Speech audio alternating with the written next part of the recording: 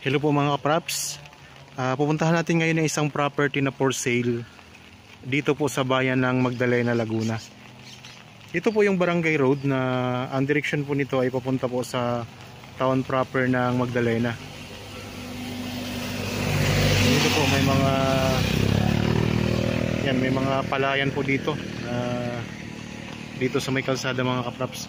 Ang property na i-offer ko sa inyo ngayon ay ang distansya po mula dito sa kalsada mga kapraps ay nasa 50 meters.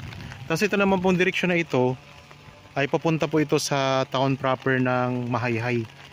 Malapit lang din po kasi ito sa Mahayhay mga kapraps ang property. Sa town proper ng Magdalena, ang distansya po nito ay nasa mga 3 minutes travel time lang mga kapraps. 3 to 4 minutes travel time.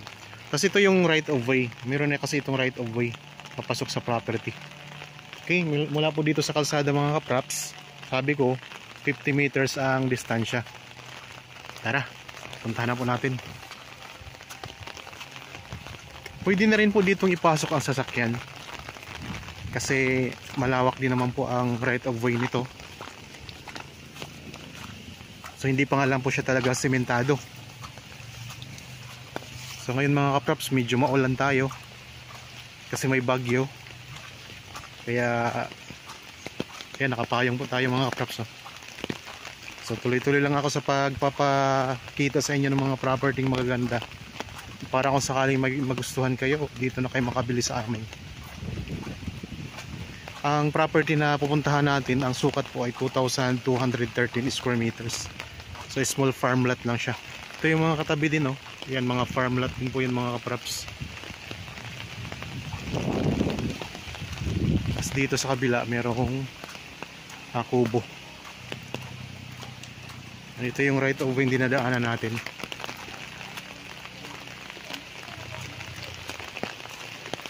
So ang presyo mga kapraps ay makikita nyo naman sa description box at sa title po nitong video.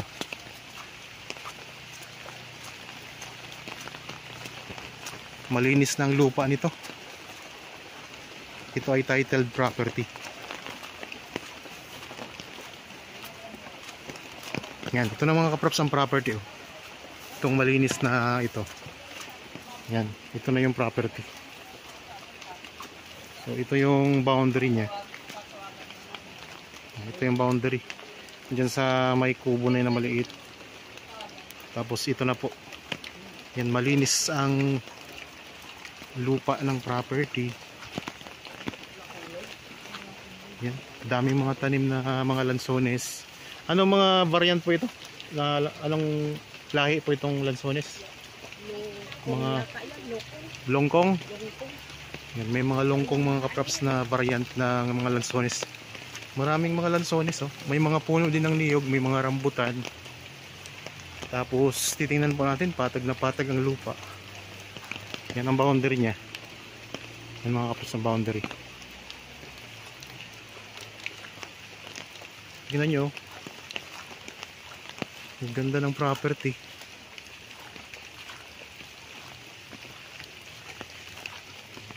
Yan, basa po ang lupa ngayon kasi maulan. Alam nyo, pag gusto nyo mag-tripping, mas maganda lang ganito na maulan kasi makikita nyo yung property kung binabaha ba o hindi. Katulad nito ngayon, malakas po ang ulan pero hindi po ito binabaha. Ikot ko lang ang camera mga kapraps, ha. Dahan-dahan ko lang po sa pag-ikot para di kayo mahilo. Mayroon ding mga tanim na mangustin. Malinis na po ang lupa, wala na kayong poproblemahin sa pagpapalinis dito.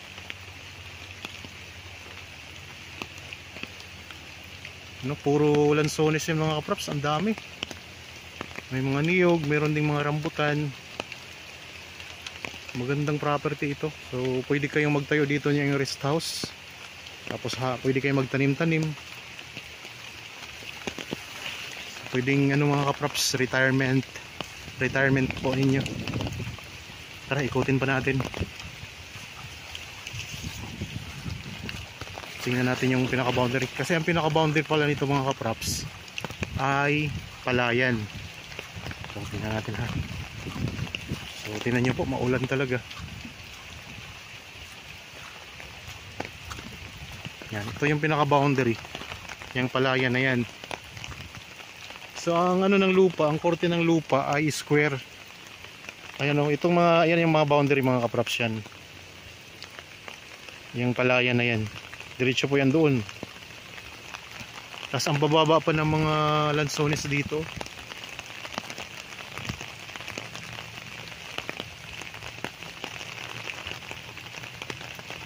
Tara, ikutin natin. Ito pala yung pinaka corner yan. Itong may puno ng niyog na to, yun yung pinaka corner ng property. Meron na pala ditong ano, linya ng kuryente. So may hose nga yung mga kaprops. May mga hose, may hose na siya. So may linya na ng kuryente, meron na ring mga source ng tubig. Ayan, ang tubo ng tubig mga kaprops. Yan, may tubo na ng tubig yan. Tapos ang lupa mga kaprops, naka-elevate siya mula sa palayan. Kaya di po ito binabaha. Kasi naka-elevate siya sa palayan eh. Ayan o. So, elevated siya mga kaprops. Okay. Ikutin natin. Nandito tayo ngayon sa pinakadulo ng property. Sa mga viewers po ngayon na meron ding property na gustong ibenta, pwede nyo po kaming pwede naming i-feature ang inyong property dito sa YouTube channel para mahanapan po natin ang buyer mga kaprops.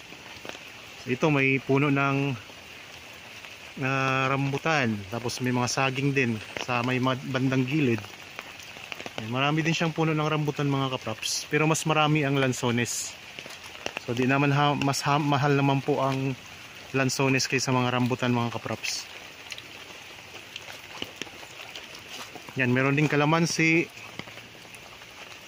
Ito naman yung pinaka corner ng property.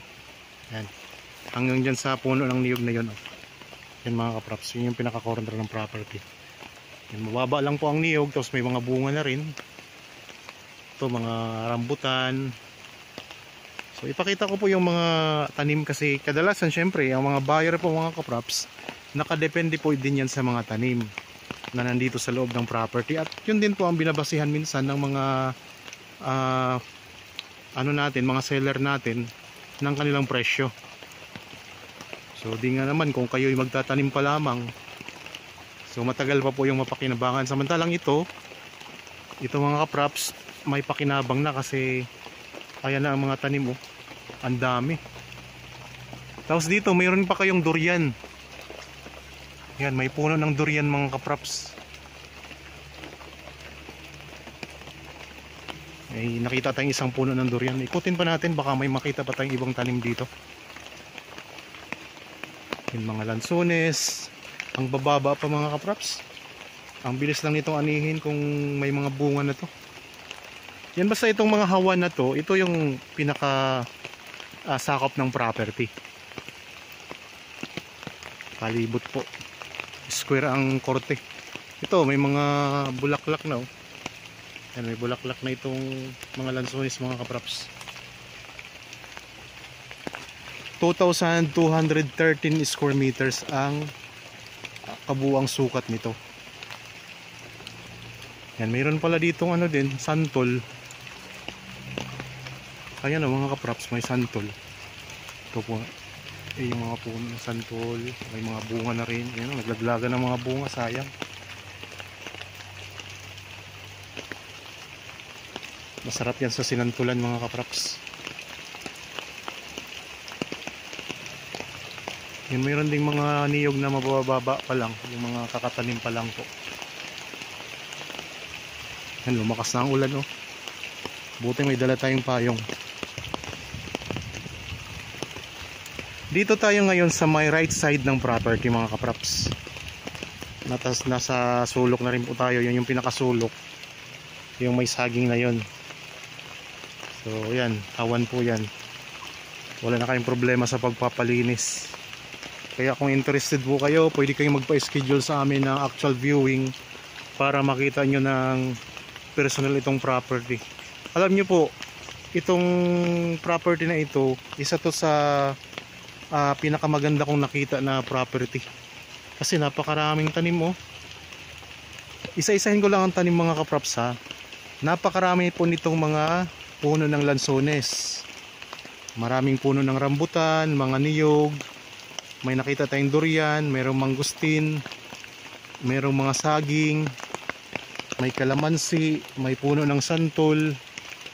So marami siyang iba't ibang uri ng tanim. At meron na siyang sariling right of way. Kaya wala na kayong problema dito. Kung sakaling nagustuhan nyo ito mga kaprops, andyan lang po ang mga contact details sa inyong mga screen. Pwede nyo po kaming tawagan, i-text o kaya i-chat para mapuntahan natin to o ma-visit natin tong property at makita nyo po talaga siya ng actual. Nang sa ganun, kayo mismo makikita sa ganda ng property na ito. So pwede nyong bawasan kung halimbawa nadadamihan kayo sa tanim dito. Pwede naman tong bawasan mga kaprops kung may gusto kayong alisin dito. Yan. Punta tayo sa gitna para iikot ko ang camera pag nasa gitna tayo. May mga katabi mga farmland mga kaprops dito. At napakalapit lang po sa main road, nasa 50 meters lang. At ang lapit lang din po sa town proper ng Magdalena. Nasa ano lang mga kaprops, 3 to 4 minutes travel time lang mismo sa town proper ng Magdalena. Okay, nandito tayo ngayon sa gitna ng property. Ikot ko lang po ha. Daming lansones talaga. Siguro mga kaprops, mga kulang-kulang 200 siguro ang puno ng lansones dito. Income generating property.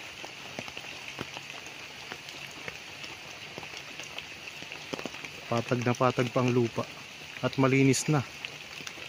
Hindi nyo na kailangan linisin ito. Maintenance na lang mga kaprops.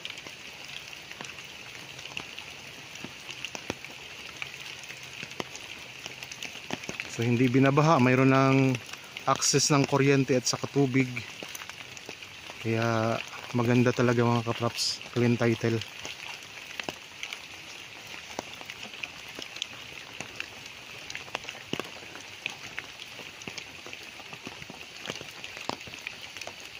Ikot ko lang uli. Okay po, sa mga bago pa lang dito sa aking channel at napadaan lang dito sa aking channel, huwag niyo pong kalimutang mag-subscribe at pindutin na rin po ang notification bell para maging updated kayo sa mga bagong property na i-offer po namin.